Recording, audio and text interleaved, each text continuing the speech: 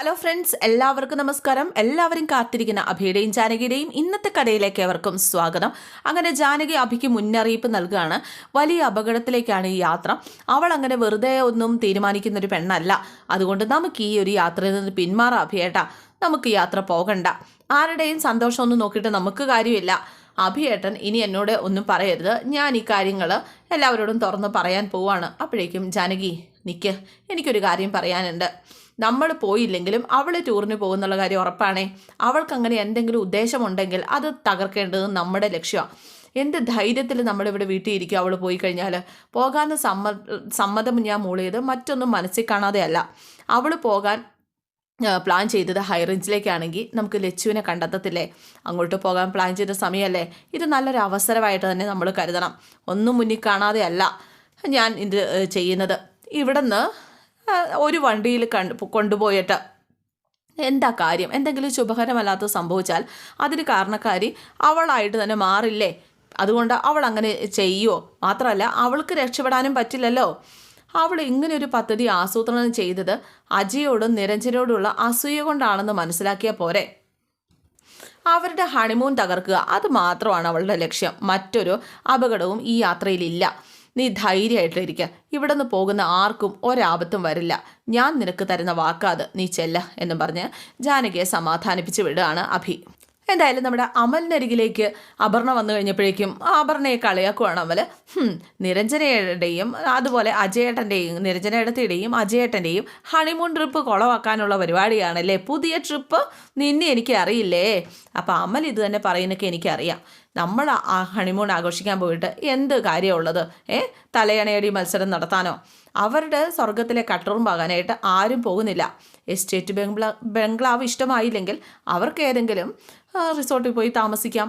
അവരുടെ പ്രൈവസിയിലൊന്നും ആരും കൈ കടത്തത്തില്ല. അല്ല, അഭിയേട്ടനെ ജാനിയെടുത്ത് നീ കൂടെ കൂട്ടുന്നത് എന്തിനാ? അത് നീ നിർബന്ധിച്ചാണല്ലോ. അതെനിക്ക് അത്ര ഡൈജസ്റ്റ് ആവുന്നില്ലല്ലോ.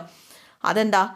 അതെൻ്റെ ഇത്ര വലിയ കാര്യമായി പോയോ? അമ്മയും മുത്തശ്ശിയും വരുവാന്ന് പറഞ്ഞു കഴിഞ്ഞപ്പോഴേക്കും ഞാൻ അഭിയേട്ടനെ ജാനകിയെയും ക്ഷണിച്ചു, ജാനിയെടുത്തേയും ക്ഷണിച്ചു. അഭിയേട്ടൻ വരുന്നുണ്ടെന്ന് പറഞ്ഞു. ഇനി അവർക്ക് താല്പര്യമില്ലെങ്കിൽ വരണ്ടാന്ന് പറ. എന്താണെന്ന് വെച്ചാൽ ചെയ്യുക. എനിക്കെന്തായാലും പറയാൻ പറ്റില്ല.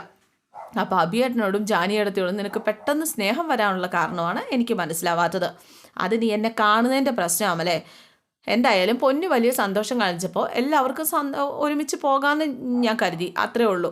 അപ്പോൾ അമല് പറഞ്ഞു, ഒരു മാറ്റം നിനക്ക് വന്നെങ്കിൽ സന്തോഷത്തോടെ ഞാനത് സ്വീകരിക്കും. കാരണം നമ്മൾ തമ്മിലുള്ള ദൂരം കുറയും. പക്ഷേ നമ്മുടെ അപർണ വന്നിടത്തേനും പറഞ്ഞു, പോയി വരട്ടെ അമല്, പോയി വരട്ടെ. അവിടെ ചെന്ന് അമല് മാറുമെന്ന് ഞാനും നോക്കാം. പിന്നെ അവിടെ ചെന്നിട്ട് എന്നെ താഴെ കെടുത്താൻ നോക്കണ്ട അപർണ, നീ താഴെ കെടുക്കേണ്ടി വരും. അവിടെ ഊഹിക്കാൻ കഴിയാത്ത തണുപ്പാ. അപ്പോഴേക്കും അപർണയൊന്ന് പുഞ്ചിരിക്കുക. അവിടെ ചെന്നാൽ നീ നിലത്തായിരിക്കില്ല എന്ന് ഞാൻ പ്രോമിസ് ചെയ്യാം. ഫുൾ ടൈം നിന്നെ ഞാൻ എയറിൽ നിർത്തും. പിന്നെ നീ തണുപ്പിനെ പേടിക്കണ്ടല്ലോ. എന്താടി നീ യാത്രയെ പ്ലാൻ ചെയ്തിരിക്കുന്നത്? നിന്നെ എനിക്ക് നന്നായിട്ട് അറിയാം. ഈ വീട്ടിൽ അടച്ചു മൂടിയിരിക്കുന്ന എനിക്ക് കുറച്ച് ശുദ്ധവായു, അത് മാത്രമേ ഞാൻ ആഗ്രഹിക്കുന്നുള്ളൂ. വേറൊന്നുമില്ല. നിന്നെയും കൂട്ടി പോയാൽ എനിക്ക് ആകെ മടുപ്പാകും. കൂടെ എല്ലാവരും ഉണ്ടെങ്കിൽ വീട് പോലെ തന്നെ മനസ്സിനൊരു സന്തോഷം ഉണ്ടാവും. അത്രേ ഉള്ളൂ, വേറെ ഒന്നുമില്ല എന്ന് അപർണ പറഞ്ഞിട്ടും അമലിനെ അങ്ങോട്ട് വിശ്വസിക്കാൻ പറ്റിയില്ല. അപർണ മനസ്സിലിങ്ങനെ പറയുക, വെയിറ്റ് ആൻഡ് സീ. നീയും അജയും വിഡ്ഢികളാണെന്ന് ഈ അപർണ മനസ്സിലാക്കി തരും. എന്തായാലും സന്തോഷത്തോടു കൂടി പിറ്റേ ദിവസം അവർ യാത്ര തുടങ്ങി കേട്ടോ. ആദ്യമൊക്കെ നമ്മുടെ അപർണ മസിൽ പിടിച്ച് ഇടുന്നെങ്കിലും നിരഞ്ജന പതുക്കെ വിളിച്ച് എഴുന്നേപ്പിച്ച് പിന്നെ അങ്ങോട്ട് എല്ലാവരുടെ ഡാൻസ് കളിക്കാൻ തുടങ്ങി. എല്ലാവരും സന്തോഷത്തിൽ തന്നെയാണ്. പക്ഷേ ജാനകി ആ ഒരു സമയവും ഇടയ്ക്കിടയ്ക്ക് ഇങ്ങനെ ആലോചിക്കുന്നുണ്ട്, എന്തെങ്കിലും ഇവളെ കുരുത്തക്കേട് ഒപ്പിക്കുന്നുണ്ടോ എന്ന്. അപർണയുടെ ആ മുഖഭാവത്തിൽ നിന്നൊക്കെ ജാനകി ഇങ്ങനെ എന്തൊക്കെയോ മനസ്സിലാക്കി എടുക്കുന്നുണ്ട്. ഇതേ സമയം നമ്മുടെ തമ്പി ഭാര്യയോട് ചോദിക്കുക, അപർണ നിന്നെ വിളിച്ചായിരുന്നോ? ഞാൻ വിളിച്ചിട്ട് കിട്ടിയില്ല. വിവരങ്ങൾ അറിയാനായിട്ട് ഞാനും വിളിച്ചിട്ട് കിട്ടിയില്ല. ഹൈ റേഞ്ചിലേക്കുള്ള യാത്രയല്ലേ, ചിലപ്പം റേഞ്ച് ഉണ്ടാവില്ല. ഹൈ റേഞ്ചിലേക്കാണോ പോയത്? പിന്നെ എങ്ങോട്ട് പോകാനാ? അല്ല, പോണത് എവിടെയാന്ന് അപർണ പറഞ്ഞിട്ടില്ല. നിങ്ങളോട് പറഞ്ഞു. നിങ്ങൾ അച്ഛനും മകനും എന്തൊക്കെയോ ഒളിക്കുന്നുണ്ട്. എന്താ ചേട്ടാ ഇത്? അച്ഛനും മകളും എന്തെങ്കിലുമൊക്കെ പ്ലാൻ ചെയ്തുള്ള ട്രിപ്പാണോ ഇത്? നിനക്ക് എന്താ തോന്നുന്നത്? അല്ല, ഫാമിലി ടൂർ പ്ലാൻ ചെയ്തതും അളകാപുരിക്കാരെ കൊണ്ടുപോകുന്നതും അപർണയല്ലേ? എല്ലാവരും ഇല്ലല്ലോ, സൂര്യയും അമൃതയും ഒഴിച്ച്. സത്യത്തിൽ സൂര്യ അല്ലായിരുന്നു വേണ്ടിയിരുന്നത്. എന്തായാലും എന്തൊക്കെയോ കാര്യങ്ങൾ പറഞ്ഞ് സൂര്യ തടി തപ്പി. സുമംഗലാംഗയും അതുപോലെ തന്നെ പ്രഭാവതിയും ഉണ്ടല്ലോ. എന്തു പറ്റി? അവരെ ഇല്ലാതാക്കാനാണോ നിങ്ങൾ ഈ ചെയ്യുന്നത്? എന്നാൽ ഞാൻ അതിന് സമ്മതിക്കില്ല. നാശത്തിലേക്കാണ് നിങ്ങൾ നിങ്ങളുടെ മോളെ പറഞ്ഞയക്കുന്നത്. പകമോത്ത് നിങ്ങൾക്ക് രണ്ടുപേർക്കും തലയ്ക്കുള്ളിൽ ഇരുട്ട. ഞാനത് സമ്മതിക്കില്ല. അപ്പോഴേക്കും ഉണ്ടല്ലോ വിശ്വനാഥൻ ഈ പെണ്ണുമ്പിള്ളയുടെ കഴുത്തിനങ്ങ് കുത്തിപ്പിടിച്ചു. നീ എന്തിയോടി പറയടി, നീ ഒരു ചുക്കും ചെയ്യത്തില്ല. ആരെയും കൊല്ലാനും കൊലവിളിക്കാനൊന്നും അല്ല അവരെയും കൊണ്ട് പോയത്. അളകാപുരിയുടെ ആണിക്കല്ല് അവിടെ നിന്ന് ഊരിയെടുക്കാൻ വേണ്ടിയിട്ടാ. അങ്ങനെ ഒരു സ്ഥലം കാണണമെന്ന് അവർക്ക് തോന്നി. കൂട്ടിക്കിഴിച്ചാലേ നഷ്ടം നമ്മുടെ മോക്ക് തന്നെയാ, മോക്ക് തന്നെ. സോറി, നീ പേടിക്കണ്ട കേട്ടോ. പോയതുപോലെ അവരെല്ലാവരും തിരിച്ചു വരും. നമ്മുടെ മോക്ക് ഒരു ദോഷവും വരത്തില്ലെന്നേ. തിരിച്ചു വരവ് പല വണ്ടികളാണ് എന്ന് മാത്രമേ ഉള്ളൂ, കുഴപ്പമൊന്നും ഉണ്ടാവില്ല എന്നും പറഞ്ഞ് പെണ്ണുമ്പിള്ളയുടെ കഴുത്തും തിരുമ്മി കൊടുത്തിട്ട് വിശ്വനാഥൻ അങ്ങ് പോവാട്ടോ. ഈ പെണ്ണുമ്പിള്ള കഴുത്തും ചുമന്നിങ്ങനെ കിടക്കുകയാണ്, പേടിച്ചിട്ടിങ്ങനെ നിൽക്കുകയാണ്. എന്തായാലും ആ എസ്റ്റേറ്റ് ബംഗ്ലാവിലേക്കൊക്കെ ഇവർ എത്തിച്ചേർന്നിട്ടുണ്ട്. എന്തായാലും നല്ല തണുപ്പൊക്കെ ആയതുകൊണ്ട് തന്നെ മിക്കരും സെറ്ററൊക്കെ ഇട്ടിട്ടുണ്ട്. പക്ഷെ ഒരാൾ മാത്രം സെറ്റർ ഇട്ടിട്ടില്ല. ആരാന്നറിയാവോ? നമ്മുടെ പൊന്നുന്ന് തണുപ്പില്ല, ഒന്നുമില്ല. എന്തായാലും നമ്മുടെ അപർണ ചോദിച്ചു, ഇപ്പൊ എല്ലാവർക്കും മനസ്സിലായല്ലോ ഞാൻ നിങ്ങളെ കൊണ്ടുവന്നത് മൂന്നാർ തന്നെയാണെന്ന്. ഓ ഇതാണല്ലേ മൂന്നാർ, ഞങ്ങൾക്ക് അറിയത്തില്ലായിരുന്നു കേട്ടോ എന്ന് പറഞ്ഞ് അമല് എന്നിട്ടല്ല അവളെ കളിയാക്കുന്ന പോലെ, ഇത് കണ്ടോ അജയേട്ടാ, അമലേട്ടാ, ഇത് കണ്ടോ, ഇതാണ് മൂന്നാർ കണ്ടാ. എടി നീ എന്താ വിചാരിച്ചത് ഞങ്ങൾക്ക് മൂന്നാറിലേക്കുള്ള വഴി അറിയത്തില്ലെന്നോ? അപ്പോഴേക്കും അപർണ പോകുന്ന സ്ഥലം പറഞ്ഞില്ലെങ്കിലും വന്ന സ്ഥലം കൊള്ളാം എന്ന് അജയ് അപർണയെ അഭിനന്ദിക്കുകയാണ്. എന്തായാലും നീ വലിയ ഗൈഡായിട്ട് ഇരുന്നോട്ടെ എന്ന് കരുതി ആരും ഒന്നും മിണ്ടാതിരുന്നത്. അപ്പൊ നിരഞ്ജന പറഞ്ഞു, എന്തായാലും ഞങ്ങളെ അപർണ ഒരു ഹെലികോപ്റ്ററിലാണ് കൊണ്ടുവന്നിരുന്നെങ്കിൽ ഓക്കെ, ഞങ്ങൾക്ക് അറിയില്ലായിരുന്നു. ഇതിപ്പോ സർപ്രൈസ് ആക്കാണ്ട് നേരത്തെ സ്ഥലം പറഞ്ഞാൽ പോരായിരുന്നു എന്റെ അപർണയെ എന്ന് നിരഞ്ജന ഇങ്ങനെ ചോദിച്ചു കഴിഞ്ഞപ്പോഴേക്കും നോക്ക് മുത്തശ്ശി എല്ലാവരോടും എന്നെ കളിയാക്കും കേട്ടോ. നിങ്ങൾക്കാർക്കും തോന്നിയില്ലല്ലോ ഇങ്ങനെ ഒരു ഫാമിലി ട്രിപ്പ് പ്ലാൻ ചെയ്യാനായിട്ട്. എന്റെ മോൾക്ക് മാത്രമല്ലേ തോന്നിയുള്ളൂ. ഓ എല്ലാ മരുമക്കളും കൂടി അളകാപുരിയിലേക്ക് വരാൻ കാത്തിരുന്നാലേ ഇങ്ങനെ ഒരു ഫാമിലി ട്രിപ്പിന് അല്ലേടാ എന്ന് അഭിയോജിച്ചപ്പം അതാണ് പോയിന്റ് എന്നാവല്. എന്തായാലും മൂന്നാറൊക്കെ നിങ്ങൾ കണ്ടിട്ടുണ്ടെന്ന് ഞാൻ കുറേ സമ്മതിക്കുന്നു, പക്ഷെ ഇങ്ങനെ ഒരു ടൂറ് നിങ്ങൾ കണ്ടിട്ടില്ല. അപ്പൊ അജയ് പറഞ്ഞു, ഞാനിവിടെ മൂന്നാറിൽ കുറെ തവണ വന്നിട്ടുണ്ട്, പക്ഷെ ഈ ഒരു സ്ഥലം ഞാൻ കണ്ടിട്ടില്ല കേട്ടോ, അത് ആദ്യമായിട്ടാ. അപ്പൊ അമലിനോട് പിന്നെ ചോദിക്കേണ്ട കാര്യമില്ലല്ലോ. അപ്പൊ അമല് പറഞ്ഞു, ഇത് കുറെ ഉള്ളിലല്ലേ, അതാ ഞാൻ അറിയാത്തത്. നിനക്ക് എന്നെ കുറിച്ച് എന്തറിയാം? മൂന്നാറിലെ ഒട്ടുമിക്ക റിസോർട്ടിലും ഞാൻ കൂട്ടുകാരോടൊപ്പം വന്ന് താമസിച്ചിട്ടുണ്ടെന്ന് മാത്രമല്ല അടിച്ചു പൊളിച്ച് ജീവിച്ചിട്ടുമുണ്ട്. അപ്പോഴേക്കും നിരഞ്ജന ചോദിച്ചു, സത്യമാണ് അമലി പറയുന്നത്? അമലിന്റെ വീരകഥകളൊക്കെ കേട്ടാ നിരഞ്ജനടുത്ത് ഞെട്ടിപ്പോകും. പറയാൻ ഇനി കുറെ ഉണ്ട് ഏട്ടത്തി. അപ്പോഴേക്ക് പ്രഭാവതി പറഞ്ഞു സന്തോഷത്തോടെ വന്നിട്ട്, ഒന്നും രണ്ടും പറഞ്ഞ് ഇനി അങ്ങോട്ട് അടിയുണ്ടാക്കാൻ നിൽക്കണ്ട. അപ്പം അപർണ പറഞ്ഞു, അമല് പറയട്ടെ, സന്തോഷിക്കാൻ കിട്ടുന്ന സമയത്തല്ലേ അതിന് കഴിയുള്ളൂ, അമല് പറ. അപ്പം ഇവള് പറയണ പല വാക്കുകളും കുത്തി പറയുന്നതാണ് എന്ന് ജാനിക്ക് തോന്നുന്നുണ്ട്, സന്തോഷിക്കാൻ കിട്ടുന്ന അവസരം. അപ്പൊ ഇനി അങ്ങോട്ട് ദുഃഖമാണോ ഇവളുടെ മനസ്സിൽ? അപ്പൊ അഭിയേട്ടൻ ഇവിടെ വന്നിട്ടുണ്ടോ എന്ന് അപർണ ഇങ്ങനെ ചോദിക്കുക കേട്ടോ. അപ്പൊ ഇല്ല, ഞാൻ വന്നിട്ടില്ല. എന്താ നീ എന്താ ഇങ്ങനെ എല്ലാവരോടും ചോദിക്കുന്നത്? അല്ല, നിങ്ങൾ പോയിട്ടില്ലാത്ത സ്ഥലത്ത് നിങ്ങളെ കൊണ്ടുവരാന്ന് ഞാൻ പറഞ്ഞതല്ലേ. അപ്പൊ നിരഞ്ജന പറഞ്ഞു, സത്യം പറയാലോ അപർണ, ഈ സ്ഥലം അടിപൊളി. അപർണ എന്നിട്ട് മനസ്സിലിങ്ങനെ ആലോചിക്കുകയാണ്, എല്ലാവരും സന്തോഷമായിട്ടിരിക്കുക. ഇനി കാണാനുള്ളത് പുതിയ കാഴ്ചകളാ, കാണാൻ കിടക്കുന്ന പുതിയ കാഴ്ചകൾ. എന്തായാലും റൂമൊക്കെ റെഡി ആയിട്ടുണ്ടെന്ന് ആ റൂമിന്റെ അവിടുത്തെ ആൾ വന്നിങ്ങനെ പറഞ്ഞു. അവരെല്ലാവരും പോയി കഴിഞ്ഞപ്പോഴേക്കും നിനക്കെന്താ പറ്റിയേ എന്ന് അഭി ഇങ്ങനെ ജാനകിയോട് ചോദിക്കുക. അപ്പൊ ജാനകി പറഞ്ഞു, അതെ, നമ്മളിവിടെ കൊണ്ടുവന്നതിന്റെ വിജയലഹരിയിലാണ് അപർണ. അമല് വഴക്ക് കൂടിയതൊന്നും അവള് ഗൗനിച്ചത് കൂടിയില്ല. അവള് പറഞ്ഞിട്ട് പോയത് കേട്ടില്ലേ? അതെ, ഈ ടൂറിന്റെ ക്രെഡിറ്റ് പിടിക്കാൻ വേണ്ടിയാണ് അവള് അങ്ങനെയൊക്കെ പറയുന്നത്. നമ്മുടെ സന്തോഷമൊന്നും കെടുത്തണ്ട, നീ ഇങ്ങോട്ട് വന്നേ, ഇങ്ങോട്ട് നമുക്ക് സന്തോഷിക്കാൻ വാന്ന് എന്നും പറഞ്ഞിട്ട് അഭി അവളെ വിളിച്ചോണ്ട് പോവാട്ടോ. എന്തായാലും സൂര്യനാരായണൻ മകൾ അമൃതയോട് വന്നിട്ട്, അമൃത ഇവിടെ ഇരിക്കുകയാണ്. അപ്പൊ അമൃതയോട് വന്നിട്ട് പരാതി പോലെ പറയാണ്, എല്ലാവരും ടൂറിന് പോയി, പക്ഷെ എവിടെയാന്ന് ഒരു വാക്ക് വിളിച്ച് പറഞ്ഞിട്ടില്ല. അപ്പോഴേക്കും അമൃത പറഞ്ഞു, അതെ, അഭിയേട്ടൻ വിചാരിച്ചു കാണും അമ്മ പറഞ്ഞിട്ടുണ്ടാവുന്നു, അമ്മ വിചാരിച്ചു കാണും അഭിയേട്ടൻ പറഞ്ഞിട്ടുണ്ടാവുന്നു, വേറെ ആർക്കും അതിനെക്കുറിച്ചൊരു വിചാരമൊന്നും ഇല്ലല്ലോ. അച്ഛൻ ഇവിടെ ഇരിക്കും, ഞാൻ ചായ എടുത്തിട്ട് വരാം എന്ന് പറഞ്ഞ് അകത്തേക്ക് പോയി. എന്നാ പിന്നെ ഇയാൾക്കൊന്ന് വിളിച്ചു നോക്കിക്കൂടെ? അയാൾ വിളിച്ചു നോക്കുക. പ്രഭാവതിയെ വിളിക്കാണ് കേട്ടോ. പ്രഭാവതി ഫോൺ എടുത്തു. ഹലോ, നല്ല ആൾക്കാരാ, അവിടെ എത്തിയിട്ട് ആ വിവരം ഒന്ന് വിളിച്ച് പറയാൻ. അയ്യോ, അഭി പറഞ്ഞില്ലേ? ബെസ്റ്റ്. ഇത് തന്നെയാ ഇപ്പൊ അമൃതയും പറഞ്ഞത്. ഒന്ന് വിളിച്ചു എന്ന് പറഞ്ഞ് നിനക്കെന്നാ കുഴപ്പം? അങ്ങനെ ദേഷ്യപ്പെടാതെ, ഞങ്ങളിപ്പോ ഇങ്ങ് വന്ന് കയറിയതേ ഉള്ളൂ. അതിരിക്കട്ടെ, അപർണ നിങ്ങളെ എങ്ങോട്ടാ കൂട്ടിക്കൊണ്ടു പോയത്? വാഗമണ്ണിലേക്ക് വല്ലതാണോ? അല്ല, മൂന്നാറിലേക്ക്. മൂന്നാറിലേക്കോ എന്ന് സൂര്യ ഞെട്ടിപ്പോയി. കുറച്ച് ഉള്ളിലേക്കുള്ള ഒരു റിസോർട്ടാണ്, വലിയൊരു തോട്ടത്തിന്റെ നടുവില്.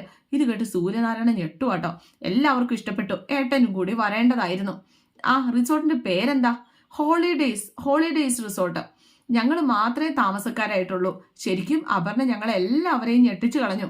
ഇത് കേട്ട് ശരിക്കും ഞെട്ടിപ്പോവാണ് ഈ സൂര്യനാരായണൻ. എന്നിട്ട് അയാളെ പേര് തന്നെ പറഞ്ഞുകൊണ്ടേയിരിക്കുക, ഹോളിഡേയ്സ്. സത്യം പറയാലോ, ഇവിടെ വന്ന് കയറിയപ്പോൾ യാത്രാക്ഷീണമൊക്കെ മറന്നു. നമ്മൾ ഒരാഴ്ച കൂടി കഴിഞ്ഞിട്ടേ വരുള്ളൂ എന്ന് അവനോട് പറഞ്ഞേരെ എന്ന് സുമംഗലാമ്മ ഇങ്ങനെ പറയാണ്. അമ്മ പറഞ്ഞിട്ട് കേട്ടല്ലോ. അതെ, സഹായത്തിന് അവിടെ ആരെങ്കിലും ഉണ്ടോ? ഒരാളുണ്ട് സഹായത്തിന്. എന്നാ ശരി, നീ വെച്ചോ എന്നും പറഞ്ഞിട്ട് കോള് കട്ട് ചെയ്തു കേട്ടോ. അപ്പോഴേക്കും സൂര്യനാരായണൻ എങ്ങനെ ആലോചിക്കുക, അപർണ എന്തിനായിരിക്കും എല്ലാവരെയും മൂന്നാറിലുള്ള ഹോളിഡേയ്സ് റിസോർട്ടിലേക്ക് കൊണ്ടുപോയത്? അവൾ എന്തിന് അത് ഹൈഡ് ചെയ്ത് വെച്ചു എന്നൊക്കെ ഇങ്ങനെ ആലോചിക്കുക. എന്തായാലും വൈകുന്നേരം ഇവർ ഡിന്നർ കഴിക്കുകയാണ്. മുത്തശ്ശിയും അമ്മയും നേരത്തെ കിടന്നായിരുന്നു. അപ്പോൾ ഇനി എത്ര ദിവസത്തേനാ നമ്മളിവിടെ എന്നൊക്കെ ഇങ്ങനെ ചോദിക്കുകയാണ്. അപ്പോഴേക്കും അപർണ മനസ്സിലിങ്ങനെ ആലോചിക്കുക, ഒരുപാട് ദിവസമൊന്നുമില്ല, നാളെ ഒറ്റ ദിവസം കഴിയുമ്പോൾ എല്ലാവരും ഇവിടെ നിന്ന് സ്റ്റാൻഡ് വിടും. അപ്പം നിരഞ്ജന ചോദിച്ചാൽ അപർണ എന്താ ഒന്നും മിണ്ടാത്തത്? കോർഡിനേറ്റർ അല്ലേ പറയേണ്ടത് എത്ര ദിവസത്തേനാ നമ്മളിവിടെ ഉള്ളത്? അതെ, നിങ്ങളെ കൊണ്ടുവരിക എന്നത് മാത്രമേ എൻ്റെ പരിധിയിലുള്ളൂ. ഇവിടെ ചെലവഴിക്കുന്ന സമയവും പോകുന്ന സ്ഥലങ്ങളും നിങ്ങളാണ് തീരുമാനിക്കേണ്ടത്. അപ്പൊ അജയ് പറഞ്ഞു, നാളെയും മറ്റന്നാളും അതിൽ കഴിഞ്ഞാൽ എനിക്ക് കൂടുതൽ സമയം കിട്ടത്തില്ല, കോടതിയിൽ പോകണം. അപ്പം അത്രയും ദിവസമൊന്നും നിൽക്കാനും എനിക്കും പറ്റില്ല. അറിയാലോ ഓഫീസിലെ കാര്യങ്ങൾ അഭിയേട്ടന്. പിന്നെ വീട്ടിൽ അച്ഛൻ മാത്രമല്ലേ ഉള്ളൂ. അപ്പൊ ജാനിയടുത്ത് എന്താ ഒന്നും മിണ്ടാതിരിക്കുന്നത് എന്ന് നിരഞ്ജന ഇങ്ങനെ ചോദിച്ചു കഴിഞ്ഞപ്പോഴേക്കും നിങ്ങളുടെ അഭിപ്രായം തന്നെ എനിക്ക് മാക്സിമം 2 ദിവസം അതിൽ കൂടുതൽ പോകണ്ട. അപ്പോഴേക്കും നമ്മുടെ അഭി പറഞ്ഞു, നാളെ എനിക്കൊരു സ്ഥലം വരെ പോകണം. അല്ല അഭിയേട്ടായി എവിടേക്കാ പോകുന്നത്? ഇപ്പം എന്താ ഇങ്ങനെ ഒരു ആവശ്യം വരാൻ? അത് ശരി, ഇവിടെ വന്നപ്പോഴാണ് അഭിയേട്ടന് ആവശ്യം ഉണ്ടായത്. അങ്ങനെയാണെങ്കിൽ നമുക്ക് ഇങ്ങോട്ട് വരേണ്ട കാര്യം ഉണ്ടായിരുന്നോ എന്നൊക്കെ അപർണ ഇങ്ങനെ ചോദിക്കാം. അപ്പൊ അഭി പറഞ്ഞു, എൻ്റെ ഒരു പരിചയക്കാരൻ ഈ ഭാഗത്തുണ്ട്, അദ്ദേഹം ഒന്ന് മീറ്റ് ചെയ്യാൻ വേണ്ടി വിളിക്കുന്നുണ്ട്. അപ്പോൾ ഞാൻ അദ്ദേഹത്തെ ഒന്ന് കാണാനായിട്ട് നാളെ പോകും. ജാനകി മോള് വരുന്നുണ്ടോ? അപ്പൊ അജയ് ചോദിച്ചു, ഇങ്ങനൊരു ആൾക്കാരുമായിട്ട് അഭിയേട്ടന് പരിചയം ഉണ്ടായിരുന്നോ? അഭിയേട്ടൻ ഇതിനു മുമ്പ് പറഞ്ഞിട്ടില്ലല്ലോ. അപ്പോഴേക്കും നമ്മുടെ അജയ് ചോദിക്കുകയാണ്, സോറി അജയ് അല്ല അപർണ ചോദിക്കുകയാണ്, അജയ് നിനക്ക് എന്തറിയാം അഭിയേട്ടൻ്റെ ആൾക്കാരുമായിട്ടുള്ള ബന്ധത്തെക്കുറിച്ച് എന്നിങ്ങനെ ചോദിച്ചു കഴിഞ്ഞപ്പോഴേക്കും ജാനകി മനസ്സിലാക്കുക, ഇവളുടെ ഉദ്ദേശം അങ്ങോട്ട് മനസ്സിലാവുന്നില്ലല്ലോ എന്താന്ന്. എന്തായാലും നല്ല ഉദ്ദേശമല്ല അപർണയ്ക്ക്. നല്ല ഉദ്ദേശമായിരുന്നെങ്കിൽ ഇങ്ങനെയല്ല. എന്തായാലും അഭിയേട്ടൻ 10 മണിക്ക് പോയാൽ മതി, നമുക്കിവിടെ ഒന്നിച്ചിറങ്ങാം. ശരി ആയിക്കോട്ടെ. അപ്പോഴേക്കും ജാനകി പറഞ്ഞു, നാളെ നിങ്ങൾ എവിടേക്കാണ് പോകുന്നത്, വല്ല ഐഡിയ ഉണ്ടോ? അജയോടും നിരഞ്ജനയോടും ചോദിക്കുകയാണ്. അപ്പൊ നിരഞ്ജന പറഞ്ഞു, നമുക്ക് എല്ലാവർക്കും കൂടെ ഒരുമിച്ച് പോകാന്നേ. അജയ് എന്തിനാ 2 വഴിക്ക് പോകുന്നത്? ഞാൻ എന്തിനും ഓക്കെയാണ് എന്ന് അജയ് പറഞ്ഞു കഴിഞ്ഞപ്പോഴേക്കും, ഇനി ഇത് മാറ്റാൻ പറ്റില്ല. നിങ്ങൾ മാത്രമായിട്ട് ഹണിമൂൺ ട്രിപ്പിന് പോകാനിരുന്നതല്ലേ, ഞാൻ ആ യാത്ര ഒന്നിച്ചാക്കിയത്. ഇനി ഒന്നിച്ചൗട്ടിങ്ങിന് പോയാൽ നിങ്ങളുടെ പ്രൈവസി ഇല്ലാതാക്കാൻ ഞാൻ ശ്രമിച്ചു എന്ന് ആദ്യം പറയുന്നത് ഈ അമലായിരിക്കും. അപ്പൊ നിനക്ക് ഔചിത്യബോധമൊക്കെ ഉണ്ടല്ലേ എന്ന് അമൽ ഇങ്ങനെ അപർണയോട് ചോദിക്കുകയാണ്. ജാനകി എല്ലാം കേട്ട് സൂക്ഷ്മതയോടെ ഇങ്ങനെ നിൽക്കുക. അപ്പോഴേക്കും ആ ഒരു റിസോർട്ടിന്റെ ആൾ അങ്ങോട്ടേക്ക് വന്നു. റിസോർട്ടിന്റെ ആൾ വന്നിട്ട് ഫുഡൊക്കെ എങ്ങനെയുണ്ടെന്ന് ഇങ്ങനെ ചോദിക്കുകയാണ്. സത്യം പറഞ്ഞ കൊള്ളത്തിലാട്ടോ എന്ന് അമല് പറഞ്ഞു. അഭിയാണെ കുഴപ്പമില്ല എന്ന് പറഞ്ഞിട്ട് എഴുന്നേറ്റ് പോയി. അപ്പോഴേക്കും അമല് പറഞ്ഞു, കൊള്ളത്തിലാട്ടോ, ഇത് ഹോട്ടൽ ഫുഡാണെന്നൊക്കെ മനസ്സിലായി. ഫുഡ് ഹോട്ടലിൽ നിന്നാണെന്ന് കഴിച്ചാൽ തന്നെ പറയും, ഒരു വായിക്കും കൊള്ളത്തില്ല.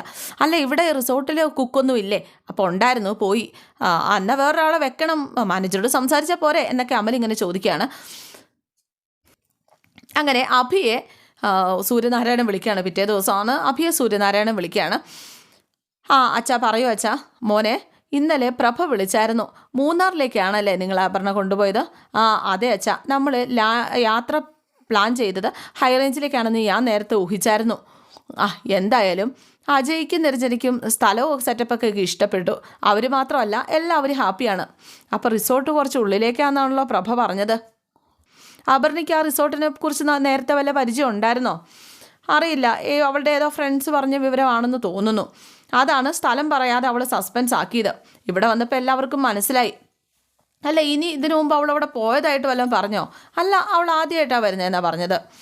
അച്ഛൻ ടെൻഷൻ ആവാനൊന്നുമല്ല, ഇവിടെ സേഫാണ്. അത് മാത്രമല്ല എല്ലാവരും നല്ല സന്തോഷത്തിലുമാണ്. മൂന്നാറിൽ വന്ന സ്ഥിതിക്ക് ഇവിടെ എവിടെയോ ലച്ചു ഉണ്ടെന്ന് ജാനകി പറഞ്ഞായിരുന്നു. അവളെക്കുറിച്ചും കൂടെ ഒന്ന് അന്വേഷിക്കാമെന്ന് ഞാൻ കരുതി.